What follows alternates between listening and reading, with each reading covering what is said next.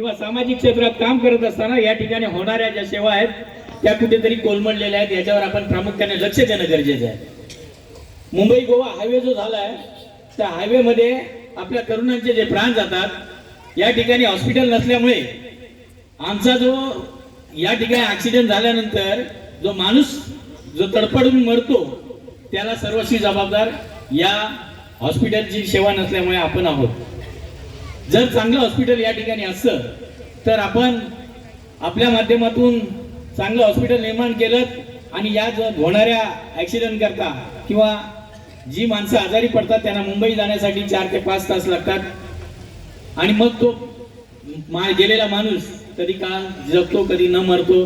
आणि मग आमच्यासारख्या सर्वसामान्य कार्यकर्त्याला जेव्हा आम्ही सेवा करतो त्या हॉस्पिटलमध्ये जातो, त्या गोड्या उचलताना आम्हाला जो त्रास होतो तो त्रास कुठेतरी कमी करावा हीच प्रामाणिक इच्छा आमची आहे.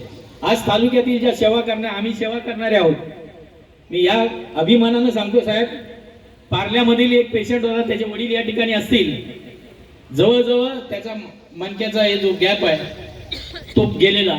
20 वर्षाचा तरुण, 15वीची परीक्षा द्यायची होती आणि त्याला पूर्ण बेड रेस्ट होती. ऑपरेशन करायचं होतं, ऑपरेशन करता पैसे नाहीत.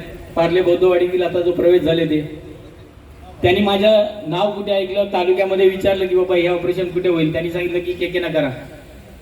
मी त्याच वेळी त्याच्या घरी गेलो, दीपक मला घेऊन गेला. आम्ही पाहिलं दुसऱ्या दिवशी 2 दिवसात त्याचं जसलोक सारख्या हॉस्पिटलमध्ये 15 लाखाचं हॉस्पिटल ऑपरेशन फ्रीमध्ये करून दिलं. अशी सेवा आम्ही करतो.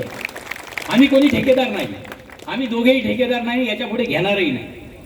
आम्हाला लोकांची सेवा करायची आणि ती सुद्धा सेवा आमच्या प्रवीण भाऊ दरेकर यांच्यासारख्या सर्वसामान्यातून उच्च नेतृत्व घातलेल्या आमदारांच्या, खासदारांच्या आणि नेतृत्वाची चमक असलेल्या, धमक असलेल्या आज राज्याचे मुख्यमंत्री